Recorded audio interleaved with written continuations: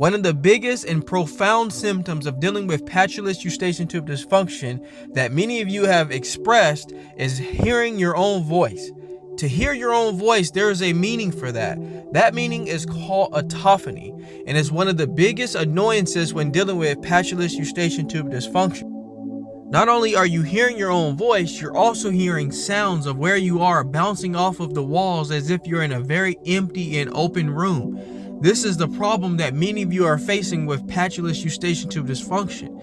And the problem is you're not getting the education you need to figure out, why do I have this condition? When I was dealing with a minor case of PET, I had no education or awareness of the condition. I didn't know what to associate it with. I would literally type into the search bar, clogged ears, hearing own voice, and not a lot of information comes up with patulous eustachian tube dysfunction. And I'll tell you why. It's a very strange, uncommon, and rare condition that doesn't have adequate information to educate all of you out there who are dealing with it. It's an uncommon condition that affects only about 1 out of every 10,000 people. For some of you who are familiar with the Jaye Wellness Studio, we cover a lot of conditions about the ears. And here we're going to tackle a lot of problems that you're dealing with, even if they're big, small, or rare. And one of those things are eustachian tubes. And like this condition, the eustachian tubes are also called auditory tubes, and they run from the inner ear to the back of the throat. But with PET, or patulous eustachian tube dysfunction, the eustachian tube should be in a closed position, which protects us from inner ear problems and bacteria and viruses and fluid. In order to equalize the pressure and drain any fluid inside of our inner ear, our eustachian tube opens, let's say once or twice every hour. It will also open when we swallow, yawn, or sneeze. It remains open for about 1.5 of a second. But again, with this particular condition, the eustachian tubes stay completely open, which is going to subject us to many more problems. So in this video, I'm going to lay out 3 things that may be causing your patulous eustachian tube dysfunction or making it even more worse than it already is.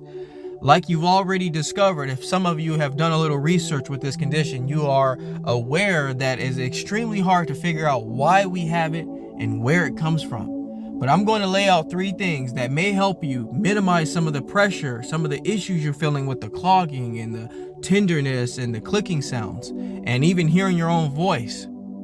Number 1 thing to be aware of is gum chewing, excessive gum chewing. When I was dealing with patulous eustachian tube dysfunction and even eustachian tube dysfunction, I wasn't aware that maybe chewing gum could cause further problems or even prolong what I was facing. Yes, most oral specialists, from what I've asked in my visits, agree that chewing gum once in a while isn't very detrimental to our oral health. It actually was explained to me that chewing sugarless gum helps stimulate saliva production, which stunts plaque growth and reduces cavities. But was also explained to me by dentists and oral professionals that it's believed that chewing excessive gum can lead to TMJ issues, which then can start having problems with our ear and other things that we're dealing with while dealing with patulous eustachian tube dysfunction.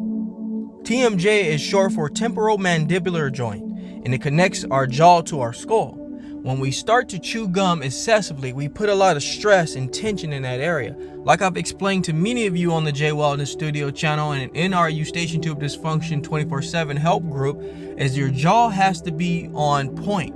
And I keep saying it that way because it has to be in a healing position for this condition to not be continuing and to be excessive. I probably sound like a broken record, but once my jaw got back into tip-top shape and I paid attention to my posture and where I was leaning my head and how I was holding my jaw, most of my ear problems, if not all, started to vanish. And then it was just supplementing with good diet, sleep, exercise, and the essentials is what helped me get through all of those problems. Number 2 is be aware when you're blowing your nose. You don't want to be too aggressive and forced when you blow your nose. I know it sounds very common, very elementary, but over time, if you are dealing with a cold or you have allergies, for some of you dealing with allergies, you are probably constantly blowing your nose.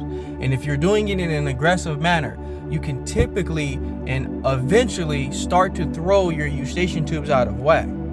Like many of you have expressed to me in frustration that every time you go and see a specialist about your conditions with patulous eustachian tube dysfunction, allergies are always the target. I don't fully believe that allergies are the main culprit, but I do believe that it's the start, and this condition is what develops after the fact. So just try to be very mindful when blowing your nose, and over time, again, for those of you who are dealing with allergies, you're probably doing this every single day.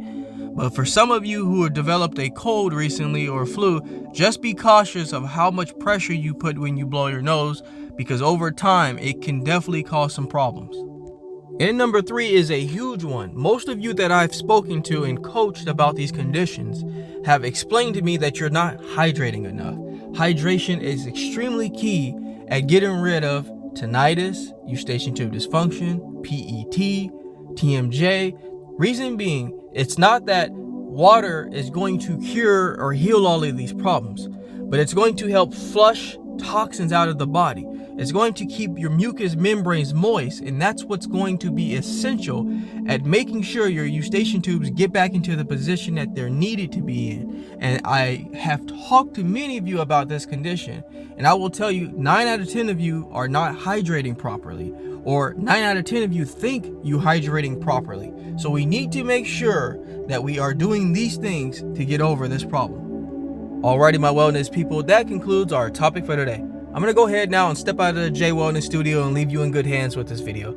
I ask you all to subscribe to my channel so you can get the latest, greatest health and wellness videos, motivation, yoga, and meditation. But before I let you go, I'd like to leave you with one thing. Being well is feeling well. Feeling well is doing well. Doing well is living well. Take care, everybody.